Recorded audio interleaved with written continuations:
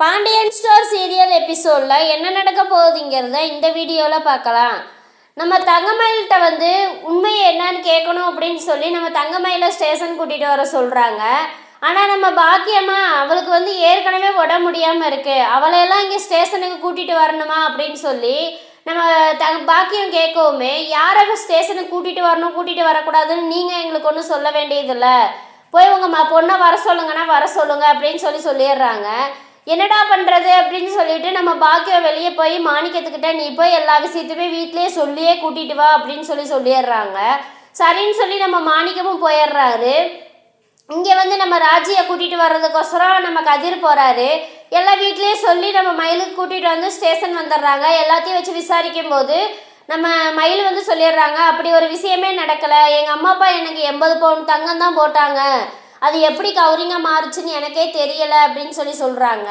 அப்புறம் நம்ம ராஜியும் நம்ம மீனாவும் எவ்வளவோ பேசி நம்ம தங்கமயில் வாயிலேருந்து உண்மையை வர வைக்கலாம் அப்படின்னு சொல்லிட்டு, உண்மையை சொல்லுங்கக்கா, ஏன் இப்படி புழுகுறீங்க, நீங்கள் அன்னைக்கு பேசிகிட்டு இருந்தது என் ஃபோனில் வீடியோவாக தானே இருக்குது, நீங்கள் பேசுனது எல்லாமே அப்படியே கேட்டு இருக்கோம், நாங்கள் எடுத்து காமிக்கட்டுமா இல்லை நீங்கள் உண்மையை சொல்கிறீங்களா அப்படின்னு சொல்லி எல்லாமே ரெண்டு பேரும் கேட்குறாங்க. மாற்றி மாற்றி கேட்டுக்கிட்டே இருக்காங்க. அப்படியெல்லாம் ஒரு விஷயமும் நடக்கவே இல்லை, சும்மா என் மேலே பழிய போட்டுக்கிட்டு இருக்காதீங்க அப்படின்னு சொல்லி தங்கமயில் சொல்லிடுறாங்க. ஏங்கா இப்படி கொஞ்சம் கூட மனசாட்சியெல்லாம் பேசுறீங்க, என் முகத்தை பார்த்து பேசுங்க ஃபஸ்ட்டு அப்படிங்கிறாங்க.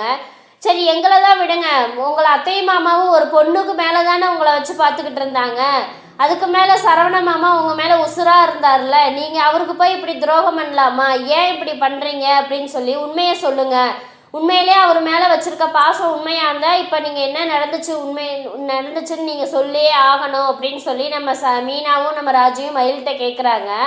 உடனே இங்கே எஸ்ஐக்கு டென்ஷன் ஆகி, ஏம்மா நிறுத்துங்கம்மா, இது என்ன போலீஸ் ஸ்டேஷனா இல்லை வேறு எதுவும் நினச்சிங்களா, போய் அவங்கவுங்க இடத்துல நில்லுங்க அப்படின்னு சொல்லிட்டு நம்ம பாக்கியம் போய் நில்லுங்கம்மா போங்க, என்ன சும்மா அது கத்திக்கிட்டு கிடக்குறீங்க, என் பொண்ணை மனசை மாற்ற பார்க்குறீங்களா அப்படின்னு சொல்லி அவங்களும் பேசுகிறாங்க. உடனே நம்ம எஸ்ஐ நம்ம தங்கமயில்கிட்ட விசாரிக்கிறாங்க. உண்மையை சொல்லு, என்ன நடந்துச்சுன்னு சொல்லுமா அப்படின்னு சொல்லி கேட்குறாங்க. கேட்கவுமே நம்ம தங்கமயில் அழுதுகிட்டே நிற்கிறாங்க. உண்மையை சொல்லுமா, உங்ககிட்ட தானே கேட்டுக்கிட்டு இருக்காங்க, என்ன நடந்துச்சுன்னு சொல்ல முடியாதா, அவங்க அம்மா அப்பா உனக்கு 80 பவுன் தங்கம் தான் போட்டாங்களா அப்படின்னு சொல்லி கேட்குறாங்க.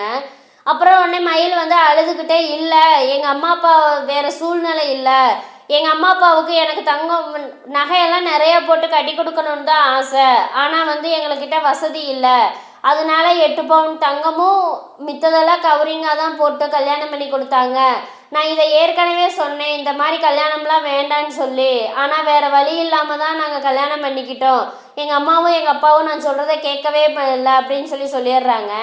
உடனே நம்ம பாக்கியம் இல்லை மேடம், இல்லை இவங்க என் பொண்ணை எப்படியோ பயத்தில் உளருது, இவங்க எல்லாம் பேசி என் பொண்ணை மனசை மாற்றிட்டாங்க அப்படின்னு சொல்லவுமே, என்னம்மா மனசை மாற்றிட்டாங்க, சும்மா நீ என்ன தேவையில்லாத பிரச்சனை பண்ணிக்கிட்டு இருக்கியா, அதான் உன் பொண்ணு என்ன நடந்துச்சுன்னு ஒவ்வொன்றா புட்டு வைக்கிதில்ல, அதுக்கப்புறம் இன்னும் என்ன உனக்கு என்ன முழுசாக தெரிய வேண்டியது இருக்கோ, யார் ஏமாத்துறா உன்னைய, இவங்க மட்டும் உன் மேலே ஒரு கம்ப்ளைண்ட் கொடுத்தாங்கன்னா உன்னை தூக்கி உள்ளே வச்சுருவோம் பார்த்துக்க 2 பேர்த்தையும் அப்படிங்கவுமே, இங்கேயாவது நியாயம் கிடைக்கணும் தான் வந்தோம், ஆனால் நீங்களும் இப்படி பண்ணுறீங்களேம்மா அப்படிங்கவும், என்னம்மா உனக்கு நியாயம் வேணும், இன்னும் ட்ராமாவை நிறுத்தவே மாட்டியா, ஒழுங்கு மரியாதை நீ போய் எதாக இருந்தாலும் கோர்ட்டில் பார்த்துக்கோ, இங்கே எதாவது வாய் பேசிகிட்டு இருந்தேன்னா அவ்வளோதான் பார்த்துக்கோ அப்படின்னு சொல்லிடுறாங்க. சரின்னு சொல்லிட்டு நம்ம தங்கமயில கூட்டிகிட்டு போயிடுறாங்க. இங்கே வீட்டுக்கு வந்ததுக்கப்புறம் எல்லாருமே சத்தம் போட்டுக்கிட்டு இருக்காங்க. ஏன் உண்மையை மறைச்சிங்க, என்ன மீனா உனக்கு என்ன அதிகாரத்தை கையில் எடுத்துக்கிட்டு வீட்டில் நடக்கிற ஒவ்வொரு விஷயத்தையும் மறைச்சி வச்சுக்கிட்டு இருக்கியா, இப்போ அதனால் எவ்வளோ பெரிய பிரச்சனை வருதுன்னு பார்த்தியா, ஒவ்வொரு விஷயமே நடக்கிறப்ப அப்பப்பயே சொல்லிட்டீங்கன்னா பரவாயில்ல, கடைசியில் அது ஒரு பெரிய பிரச்சனையாகி நிற்கும்போது தான் நீங்கள் அந்த உண்மையை சொல்கிறீங்க, ஏன் இப்படி பண்ணுறீங்க அப்படின்னு சொல்லி எல்லாருமே சத்தம் போட்டுட்ருக்காங்க. இதுக்கப்புறம் மயிலோட நிலமை என்ன ஆக போகுது அப்படிங்கிறத நம்ம அடுத்த வீடியோவில் பார்க்கலாம். இந்த வீடியோ பிடிச்சிருந்தா மறக்காமல் லைக் பண்ணுங்கள், சப்ஸ்கிரைப் பண்ணுங்கள்.